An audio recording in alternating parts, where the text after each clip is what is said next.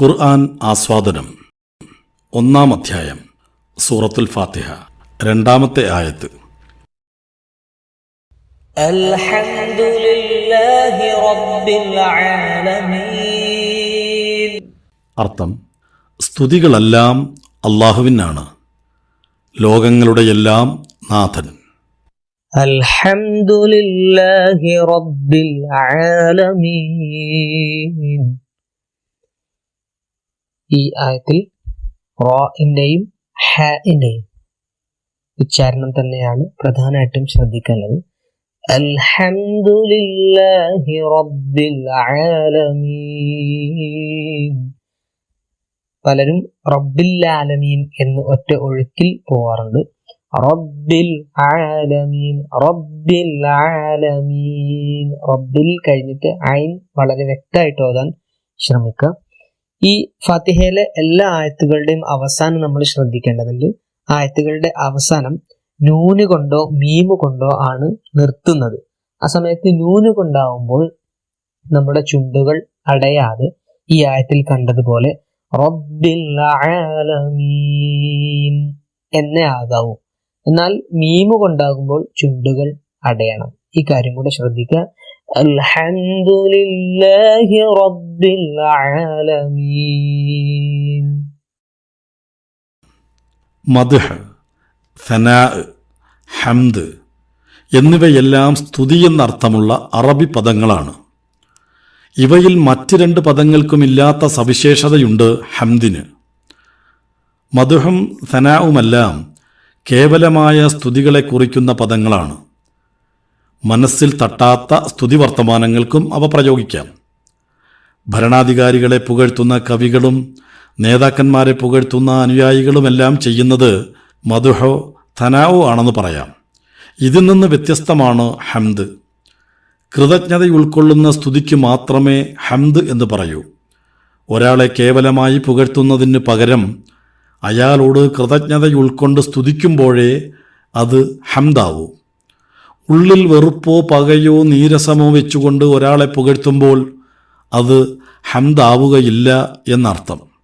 ഹംദിനോട് അൽ എന്ന ദ്യോതകം ചേർക്കുന്നതോടെ വാഗ്വിചാര കർമ്മരൂപങ്ങളിലുള്ള സ്തുതികളെയെല്ലാം ഉൾക്കൊള്ളുന്ന ശബ്ദമായി അത് മാറുന്നു. സ്തുതികളെല്ലാം അർഹിക്കുന്നത് അല്ലാഹുവാണെന്ന് പ്രഖ്യാപിക്കുകയാണ് അൽഹംദുലില്ലാഹ്. പടച്ചവന്റെ അനുഗ്രഹങ്ങൾ അനുഭവിക്കുമ്പോഴെല്ലാം അൽഹംദുലില്ലാ എന്ന് പറയാൻ കൽപ്പിക്കപ്പെട്ടവനാണ് വിശ്വാസി. സൃഷ്ടികളെല്ലാം എല്ലായ്പ്പോഴും അനുഭവിച്ചുകൊണ്ടിരിക്കുന്ന അനുഗ്രഹങ്ങളുടെ മുഴുവൻ ദാതാവായ അല്ലാഹുവല്ലാതെ മറ്റാരാണ് സ്തുതികളെല്ലാം അർഹിക്കുന്നത്?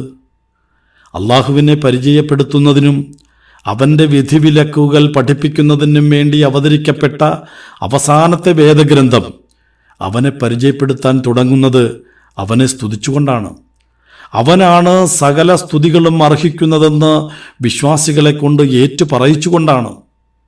സൃഷ്ടികളിൽ നിന്ന് ലഭിക്കുന്ന സഹായങ്ങൾ പോലും അള്ളാഹുവിൻ്റെ കൃത്യമായ വ്യവസ്ഥയ്ക്ക് കീഴിലാണ് നിലനിൽക്കുന്നതെന്ന് മനസ്സിലാക്കിക്കൊണ്ടുള്ള ഏറ്റുപറച്ചിലാണിത്.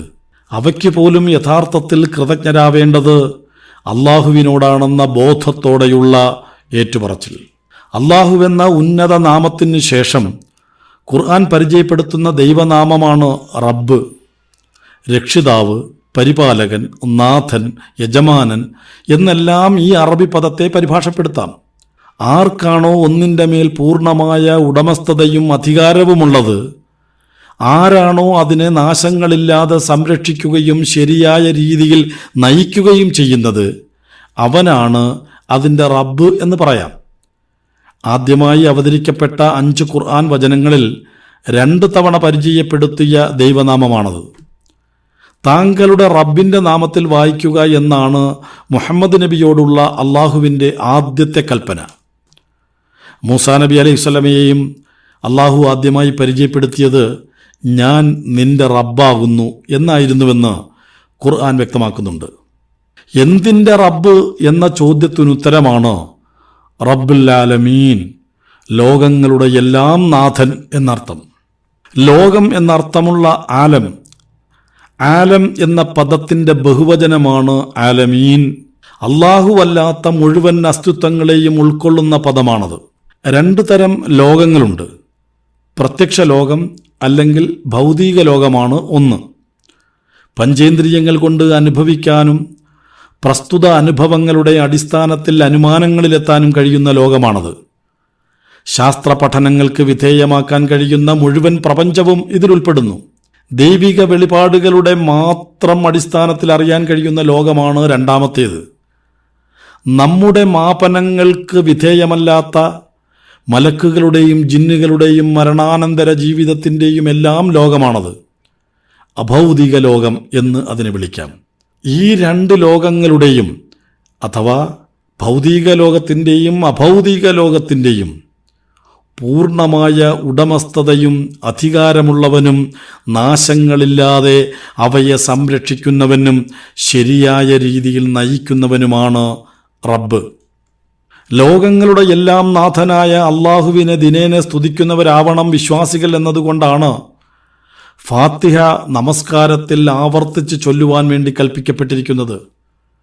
ലോകങ്ങളുടെ നാഥനെ കൃതജ്ഞതാപൂർവം സ്തുതിക്കുന്നവർ യഥാർത്ഥത്തിൽ ലോകങ്ങളിലുള്ളതെല്ലാം ആത്യന്തികമായി നന്മയാണെന്ന് അംഗീകരിക്കുകയാണ് ചെയ്യുന്നത്.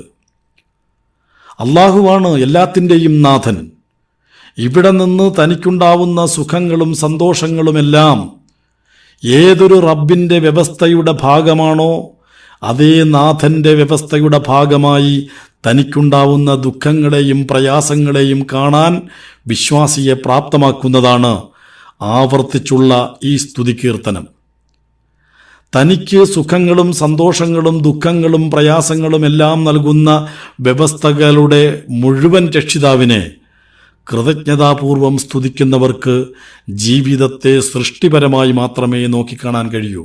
പ്രവാചകൻ സല്ലല്ലാഹു അലൈഹി വസല്ലം പറഞ്ഞതായി സുഹൈബ് ഇബ്നു സിനാൻ റളിയല്ലാഹു അൻഹുവിൽ നിന്ന് സ്വഹീഹ് മുസ്ലിമിൽ നിവേദനം ചെയ്യപ്പെട്ട ഹദീസ് പഠിപ്പിക്കുന്നത് വിശ്വാസികളുടെ ഈ സൃഷ്ടിപരമായ നിലപാടിനെക്കുറിച്ചാണ്. വിശ്വാസിയുടെ കാര്യം എത്ര അത്ഭുതം! അവൻ്റെ കാര്യങ്ങളെല്ലാം അവന് നന്മയാണ്. വിശ്വാസിയല്ലാത്തവർക്കൊന്നും ആ ഭാഗ്യമുണ്ടാവുകയില്ല. അവന് അനുഗ്രഹങ്ങൾ എന്തെങ്കിലും ലഭിച്ചാൽ അവൻ അള്ളാഹുവിന് കൃതജ്ഞനാവും. അത് അവന് നന്മയാണ്. പ്രയാസമാണ് ഉണ്ടാവുന്നതെങ്കിൽ അവൻ ക്ഷമിക്കും. അതും അവന് നന്മയാണ്.